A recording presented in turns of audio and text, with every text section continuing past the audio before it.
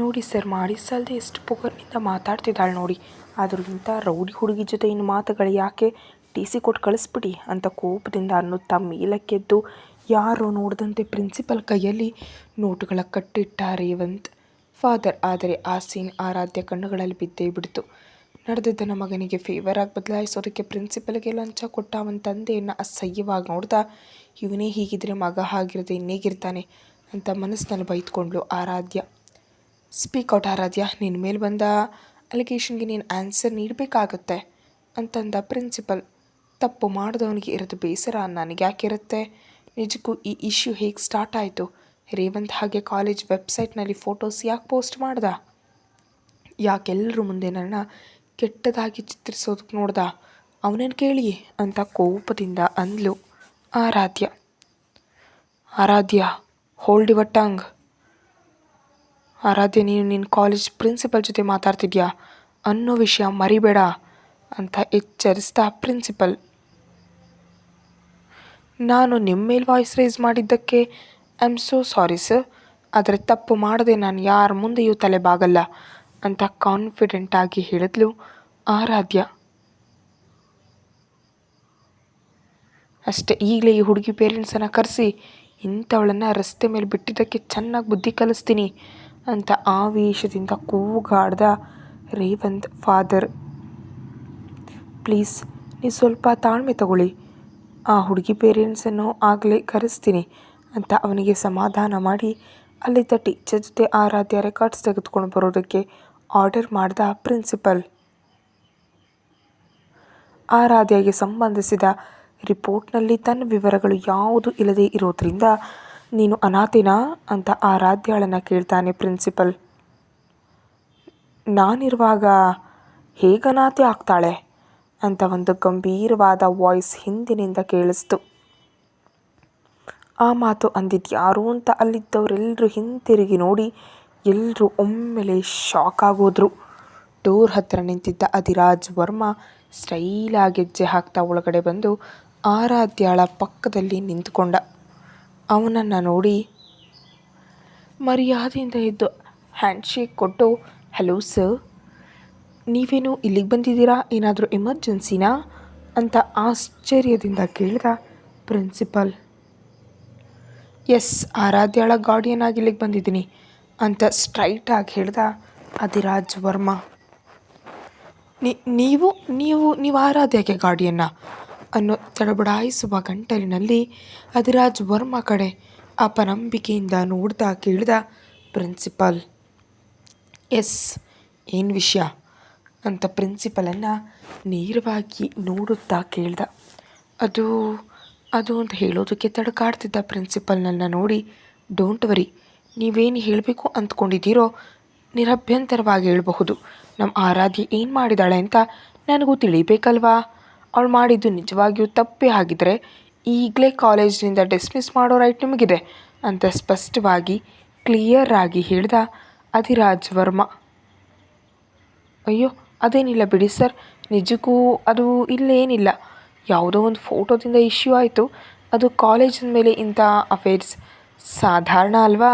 Love ಮಾಡ್ಕೊಳ್ಳೋದು, ಆಮೇಲೆ ಮದುವೆ ಆಗೋದು ಎಷ್ಟು ನೋಡಿಲ್ಲ ನಾವು ಸರ್ ಅನ್ನುತ್ತಾ ಅಧಿರಾಜ್ ವರ್ಮಾ ಕಣ್ಣುಗಳಲ್ಲಿ ಕಾಣಿಸ್ತಿದ್ದ ಕೋಪಕ್ಕೆ ಒಂದು ನಿಮಿಷ ನಿಂತ ಪ್ರಿನ್ಸಿಪಲ್.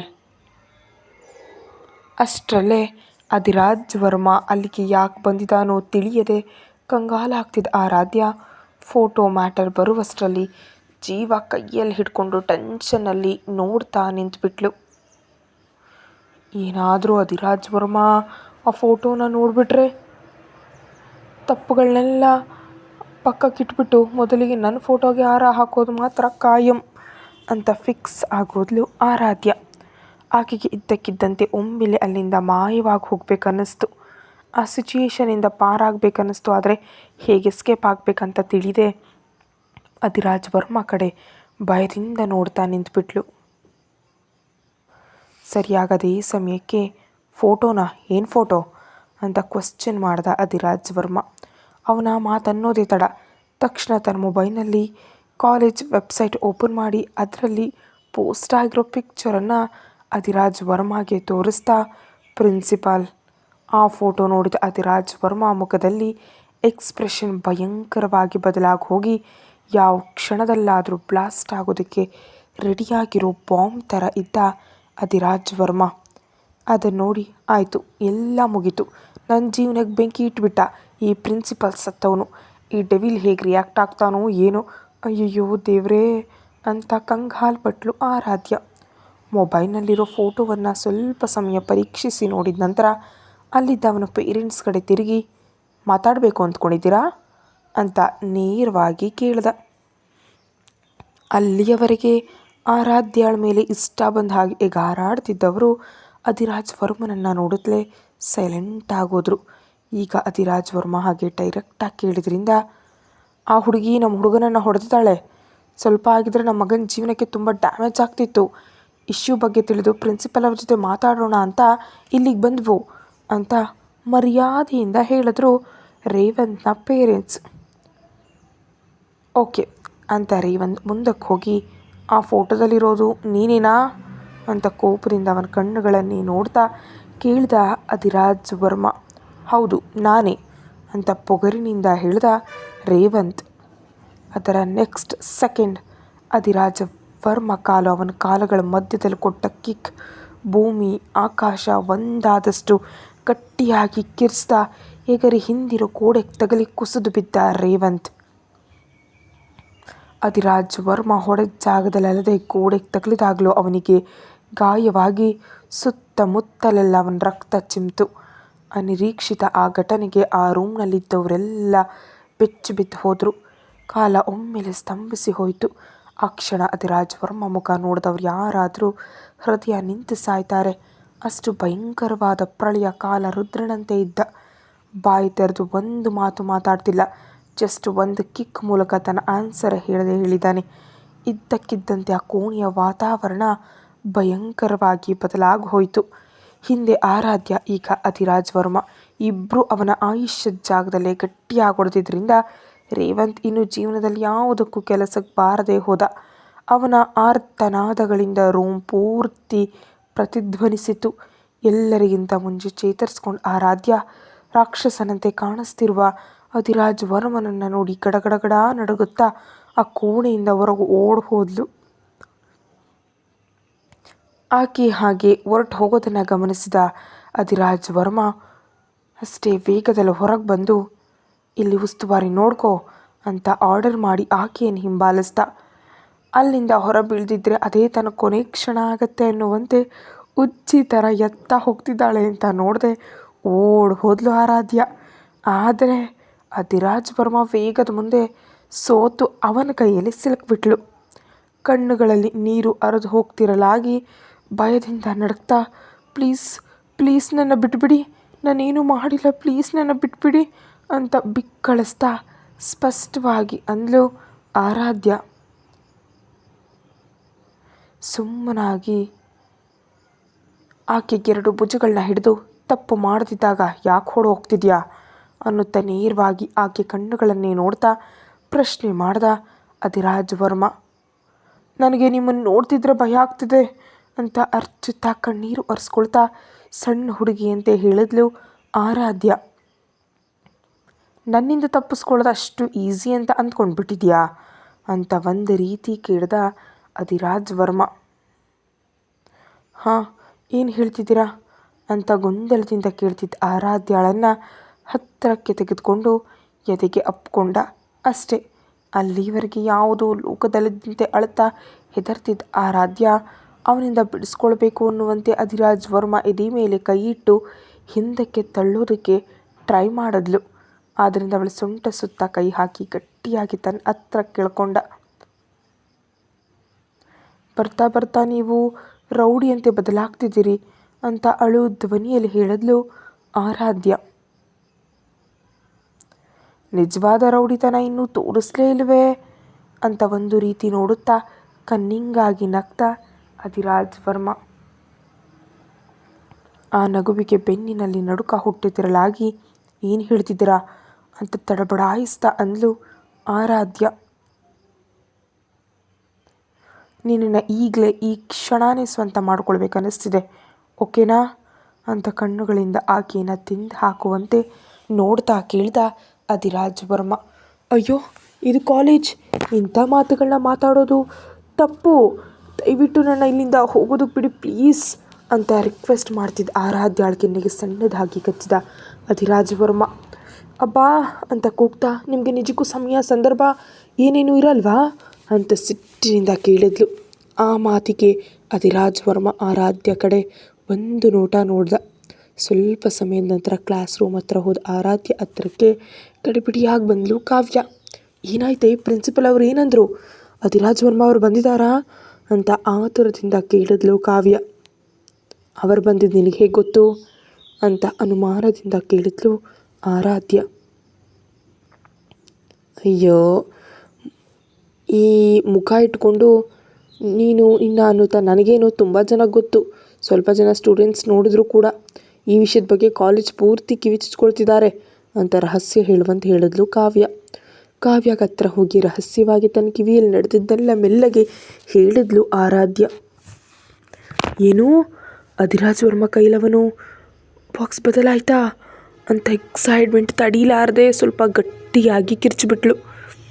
ಏಯ್ ಕಳ್ಮುಖದೆ ನಿಲ್ಸೇ, ನಿನಗಷ್ಟು ಅತ್ಯುತ್ಸಾಹ ಯಾತಕ್ಕೆ? ಯಾರಾದರೂ ಕೇಳಿದ್ರೆ ಪ್ರಾಬ್ಲಮ್ ಆಗುತ್ತೆ ಅಂತ ಗಾಬರಿಯಿಂದ ಆಕೆ ಬಾಯಿ ಮುಚ್ಚಿದ್ಲು ಆರಾಧ್ಯ.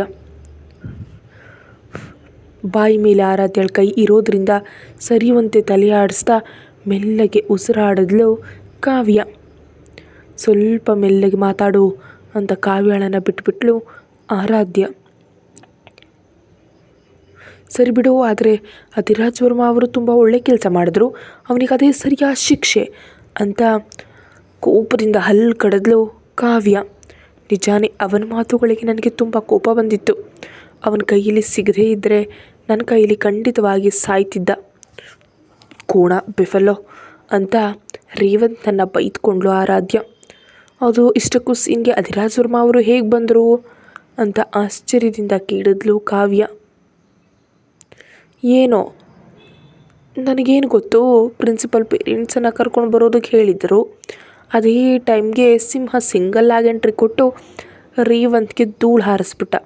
ಅಲ್ಲಿ ನಮ್ಮ ಡೆವಿಲ್ ಕೊಟ್ಟ ಒನ್ ಮ್ಯಾನ್ ಶೋಗೆ ಎಲ್ಲರೂ ಬಾಯಿ ತೆರೆದು ನೋಡ್ತಾ ನಿಂತುಬಿಟ್ರು. ನಿಜಕ್ಕೂ ಒಮ್ಮೆಲೆ ನನಗೆ ಭಯವಾಗಿ ಓಡಿ ಬಂದೆ. ಈ ವಿಷಯ ಹೊರಗೆ ಬರೋದಕ್ಕೆ ಇಷ್ಟ ಇಲ್ಲ ಅಂತ ಆರ್ಡರ್ ಪಾಸ್ ಮಾಡಿ ಹೊರಟು ಹೋದ. ಅದಕ್ಕೆ ಆ ರೇವಂತ್ ಏನಾದ ಅನ್ನೋ ವಿಷಯ ಯಾರಿಗೂ ಗೊತ್ತಿಲ್ಲ ಅಂತ ಕಾವ್ಯಗೆ ತುಂಬ ಆನಂದ ಪಟ್ಕೊಳ್ತಾ ವಿವರವಾಗಿ ಹೇಳಿದ್ಲು ಆರಾಧ್ಯ. ಇದು ಹೀಗಿರಲಾಗಿ ಬೇಕಂತಾನೇ ರೇವಂತ್ ಜೊತೆ ಹಾಗೆ ಮಾಡಿಸಿದ ನಿಜವಾದ ಸೂತ್ರಧಾರಿ ಶ್ರಾವ್ಯ ಮಾತ್ರ ಕಾಲೇಜ್ನಲ್ಲಿ ಏನು ನಡೆದಿದೆ ಅಂತ ತಿಳ್ಕೊಳ್ಳೋದಕ್ಕೆ ರೇವಂತನ್ನು ನೋಡೋದಕ್ಕೆ ಹಾಸ್ಪಿಟಲ್ಗೆ ಹೋದ್ಲು. ರೇವಂತನ ಕೇವಲ ಆರಾಧ್ಯ ಮಾತ್ರ ಹೊಡೆದಿದ್ದಾಳೆ ಅಂತ ತಿಳಿಯಿತು. ಇನ್ನು ಅಧಿರಾಜ್ ವರ್ಮ ಮಾಡಿದ ರಂಪಾಟ ತಿಳಿಯದೆ ಊಹೆಗಳಲ್ಲಿ ತೇಲಾಡಿದ್ಲು ಶ್ರಾವ್ಯ.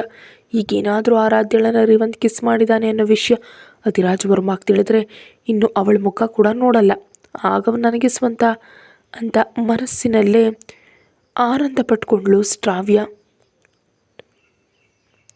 ಹಾಸ್ಪಿಟಲ್ನಲ್ಲಿ ಎಲ್ಲ ಗಡಿಬಿಡಿಯಾಗಿದೆ. ಆಪರೇಷನ್ ಥಿಯೇಟರ್ನಲ್ಲಿ ರೇವಂತ್ಗೆ ಆಪರೇಷನ್ ಮಾಡ್ತಿದ್ದಾರೆ.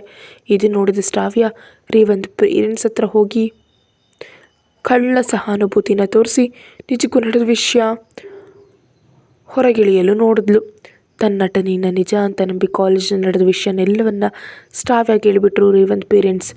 ಅಧಿರಾಜ್ ವರ್ಮ ಮಾಡಿದ ಕೆಲಸ ತಿಳ್ಕೊಂಡ್ರೆ ಶ್ರಾವ್ಯ ಶಾಕ್ ಆಗೋದ್ಲು. ಅವನಿಂದ ಇಂಥ ರಿಯಾಕ್ಷನ್ ಬರುತ್ತೆ ಅಂತ ಅವಳು ಊಹಿಸಿರಲಿಲ್ಲ. ಅದಕ್ಕೆ ಯಾವುದೇ ಚಲನೆ ಇಲ್ಲದೆ ಬಿಗಿದು ಹೋಗಿ ಹೊರಗೆ ಹೊರಟು ಹೋದ್ಲು.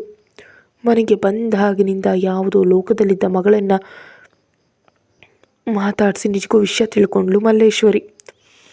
ಆಕೆ ಕೂಡ ಅಧಿರಾಜ್ ವರ್ಮನಲ್ಲಿರೋ ಮತ್ತೊಂದು ಕೋನ ನೋಡಿ ಭಯವಾಯಿತು. ಅದರಿಂದ ಕಂಗಾಲಾಗಿ ಶ್ರಾವ್ಯ ಕಡೆ ನೋಡ್ತಾ, ಬಿಬಿ, ಅಧಿರಾಜ್ ವರ್ಮನನ್ನು ಮದುವೆ ಆಗೋ ವಿಷಯದಲ್ಲಿ ಮತ್ತೊಮ್ಮೆ ನೀನು ಆಲೋಚಿಸಿ ಡಿಸಿಷನ್ ತಗೊಂಡ್ರೆ ಒಳ್ಳೆಯದೇನೋ ಅಂತ ತನ್ನ ಅಭಿಪ್ರಾಯವನ್ನು ಹೇಳಿದ್ಲು.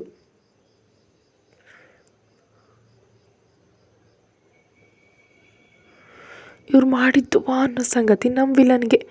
ಏನು ಮಾತಾಡ್ತಿದ್ದೆ ಮಮ್ಮಿ? ಅಧಿರಾಜ್ ವರ್ಮ ನನ್ನವನು, ನನಗೆ ಮಾತ್ರ ಸ್ವಂತ.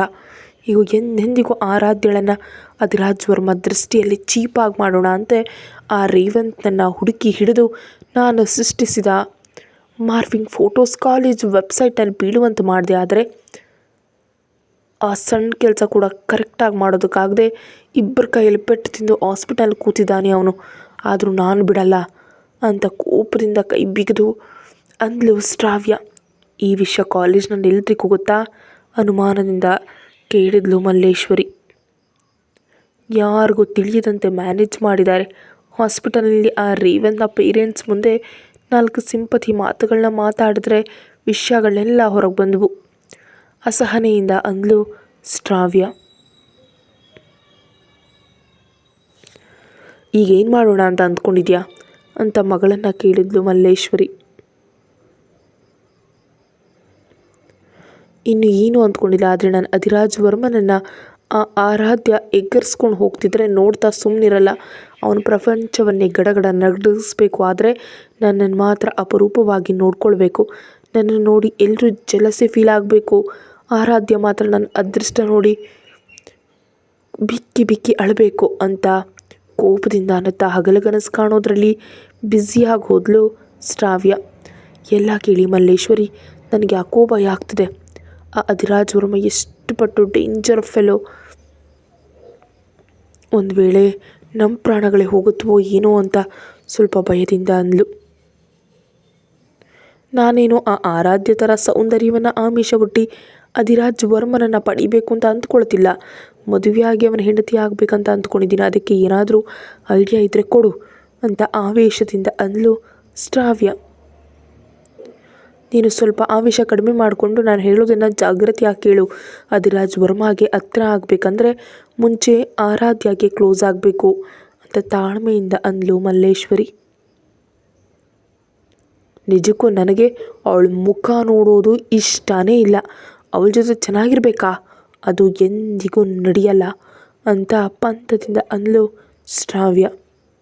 ನಿನಗೆ ಅಧಿರಾಜ್ ವರ್ಮ ಜೊತೆ ಮದುವೆ ಬೇಕಾ ಬೇಡವಾ ಅಂತ ಅಸಹನೆಯಿಂದ ಕೇಳಿದ್ಲು ಮಲ್ಲೇಶ್ವರಿ. ಬೇಕೆಂದೇ ಅಲ್ವಾ ನಾನು ಇಷ್ಟೊಂದು ಪಾಡ್ಪಡ್ತಿರೋದು. ಆದರೂ ನನ್ನೊಂದಿಗೆ ಅವನ ಮದುವೆ ನಡೆದ್ರೆ ನಿನ್ನ ಸ್ಟೇಟಸ್ ಕೂಡ ಹೆಚ್ಚಾಗಿ ಹೋಗುತ್ತೆ. ನಮ್ಮೆಲ್ಲರೂ ಹ್ಯಾಪಿಯಾಗಿರಬಹುದು. ಒಳ್ಳೆ ಸಲಹೆ ಕೊಡು ಮಮ್ಮಿ ಅಂತ ಸಣ್ಣ ಮಕ್ಕಳಂತೆ ಹಠ ಮಾಡಿದ್ಲು ಶ್ರಾವ್ಯ. ಅದೆಲ್ಲ ಬೇಬಿ, ಆರಾಧ್ಯ ಜೊತೆ ಕ್ಲೋಸ್ ಆದರೆ ಆ ಅವಕಾಶ ಇದೆ. ಅವರಿಬ್ಬರ ವೀಕ್ ಪಾಯಿಂಟ್ ತಿಳಿಯೋ ಅವಕಾಶ ಇದೆ. ಅದು ತಿಳಿದ್ರೆ ಅವರಿಬ್ಬರನ್ನು ವಿಂಗಡಿಸೋದು ಈಸಿ ಆಗುತ್ತೆ. ಅಧಿರಾಜ್ ವರ್ಮಾಗೆ ಹತ್ರ ಆಗಲು ಚಾನ್ಸ್ ಸಿಗುತ್ತೆ. ಆ ಆರಾಧ್ಯಗೆ ಅಷ್ಟೋ ಇಷ್ಟೋ ಸೌಂದರ್ಯಕ್ಕೆ ಹತ್ತಿರವಾಗಿ ಹೋಗಿರೋ ಅಧಿರಾಜ್ ವರ್ಮ ಅತಿಲೋಕ ಸುಂದರಿಯಂತೆ ಇರೋ ನನ್ನ ಮಗಳಿಗೆ ಬಿದ್ದು ಹೋಗಲ್ವಾ ಅಂತ ಗರ್ವದಿಂದ ಅಂದ್ಲು ಮಲ್ಲೇಶ್ವರಿ. ಇಷ್ಟರಲ್ಲಿ ಅಲ್ಲಿಗೆ ಬಂದು ಕೃಷ್ಣ ಆ ತಾಯಿ ಮಗಳ ಮಾತುಗಳನ್ನ ಕೇಳಿ, ನಿಮ್ಮಿಬ್ಬರಿಗೂ ತಲೆಯಲ್ಲಿ ಜ್ಞಾನ ಇಟ್ಕೊಂಡೇ ಮಾತಾಡ್ತಿದ್ದೀರಾ? ಆರಾಧ್ಯ ಇನ್ನು ಸಣ್ಣ ಹುಡುಗಿ ಓದ್ಕೊಳ್ತಿದ್ದಾಳೆ, ಇಂಥ ಹುಡುಗಿಯನ್ನು ಅಧಿರಾಜ್ ವರ್ಮ ಜೊತೆ ಲಿಂಕ್ ಯಾಕೆ ಮಾಡ್ತಿದ್ದೀರಾ ಅಂತ ಅಸಹನೆಯಿಂದ ಅಂದ. ಅಯ್ಯೋ, ನೀವು ನಮ್ಮನ್ನು ತಪ್ಪಾಗಿ ಅರ್ಥ ಮಾಡ್ಕೊಳ್ತಿದ್ದೀರಾ. ಆ ದಿನ ನಮ್ಮ ಆ್ಯನಿವರ್ಸರಿ ಪಾರ್ಟಿಗೆ ಅಧಿರಾಜ್ ವರ್ಮ ಯಾಕೆ ಬಂದಿದ್ದ? ರಿಂಗ್ ವಿಷಯದಲ್ಲಿ ಆರಾಧ್ಯಗೆ ಯಾಕೆ ಸಪೋರ್ಟ್ ಮಾಡ್ದ ಅಂತ ನೀವು ಅಂದ್ಕೊಂಡಿದ್ದೀರಾ? ಇಷ್ಟು ದೊಡ್ಡವರು ಇನ್ವೈಟ್ ಮಾಡಿದ್ರು ಯಾರು ಆ್ಯನಿವರ್ಸರಿ ಪಾರ್ಟಿಗೂ ಹೋಗ್ದವನು ನಮ್ಮ ಪಾರ್ಟಿಗೆ ಬಂದಿದ್ದಾನೆ ಅಂದರೆ ನಿಮಗೆ ಅರ್ಥ ಆಗ್ತಿಲ್ವೇ? ಆದರೂ ಪ್ರೀತಿಗೆ ವಯಸ್ಸಿನ ಅಗತ್ಯ ಏನೂ ಇಲ್ಲ. ಅವನಿಗೆ ಮದುವೆ ಆಗಿಲ್ಲ, ನಮ್ಮ ಹುಡುಗಿ ಒಂಟಿ ಆಗಿದ್ದಾಳೆ, ಮೇಲಾಗಿ ವಯಸ್ಸಿನಲ್ಲಿದ್ದಾಳೆ, ಇದಕ್ಕಿಂತ ಇನ್ನೇನು ಬೇಕು ಅಂತ ಜಾಣತನದಿಂದ ಮಾತಾಡಿ ಕೃಷ್ಣನ ಮನಸ್ಸಿನಲ್ಲಿ ಆರಾಧ್ಯಳ ಮೇಲೆ ಅನುಮಾನ ಮೂಡುವಂತೆ ಮಾಡಿದ್ಲು ಮಲ್ಲೇಶ್ವರಿ. ಆಕೆ ಮಾತುಗಳನ್ನ ನಿಜ ಅಂತ ನಂಬಿದ ಕೃಷ್ಣ ಆರಾಧ್ಯಳ ವಿಷಯದಲ್ಲಿ ಕಂಗಾರು ಪಡ್ತಾ ಇನ್ನೊಂದು ಮಾತು ಕೂಡ ಹೆಂಡತಿ ಜೊತೆ ಮಾತಾಡದೆ ಆವೇಶದಿಂದ ಹೊರಗೆ ಹೊರಟು ಹೋದ. ಮತ್ತೊಂದು ಕಡೆ ಕ್ಲಾಸ್ನಲ್ಲಿ ಲಾಸ್ಟ್ನಲ್ಲಿ ಕೂತು ಪ್ರೊಫೆಸರ್ ಹೇಳೋದು ಯಾವುದನ್ನು ಕೇಳದೆ ಮೊಬೈಲ್ನಲ್ಲಿ ಗೇಮ್ ಆಡ್ಕೊಳ್ತಾ ಬ್ಯುಸಿಯಾಗಿದ್ದ ಆರಾಧ್ಯಳ ಭುಜದ ಮೇಲೆ ಒಂದೇಟು ಕೊಟ್ಲು ಕಾವ್ಯ. ಕತೆ ಮುಂದುವರಿಯುತ್ತೆ. ಹೆಚ್ಚಿನ ವಿಡಿಯೋಗಾಗಿ ಚಾನಲ್ಗೆ ಮೆಂಬರ್ಶಿಪ್ ತಗೊಂಡು ಎಲ್ರಿಗಿಂತ ಮೊದಲು ವಿಡಿಯೋ ನೀವು ನೋಡಿ, ಹಾಗೆ ಸಬ್ಸ್ಕ್ರೈಬ್ ಮಾಡಿ. ಥ್ಯಾಂಕ್